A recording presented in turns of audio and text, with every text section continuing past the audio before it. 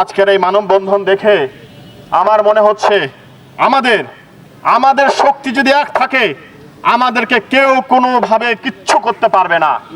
আমরা এক আছি, আগেতেও ছিলাম, সামনেও থাকব, এবং যত ধরনের বৈষম্য আছে সে বৈষম্য আমরা পার করে আমাদের যে দুই ভাইয়ের নামে যে মিথ্যা এবং হয়রানি মামলা আছে সেটা আমরা সবাই কাঁধে কাঁধ মিলিয়ে আমাদের এটিটির সমন্বয়কের হাত ধরে এবং বৈষম্য বিরোধী আমাদের ফখরুলের হাত ধরে ইনশাল্লাহ আমরা এই সমস্যার সমাধান করব এবং এটিটিকে একটা গ্রহণযোগ্য প্ল্যাটফর্ম তৈরি করব, যেখানে নিষ্পেষিত প্রত্যেকটা ইঞ্জিনিয়ারের সুযোগ এবং সুবিধা নিয়ে কাজ করবে।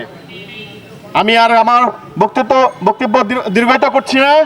আমি আমার এবং ইলিয়াসের সুষ্ঠু বিচার চাচ্ছি এবং আমাদের নাম দ্রুত প্রত্যাহারের জন্য যথাযথ কর্তৃপক্ষের নিকট আবেদন করছি। ধন্যবাদ।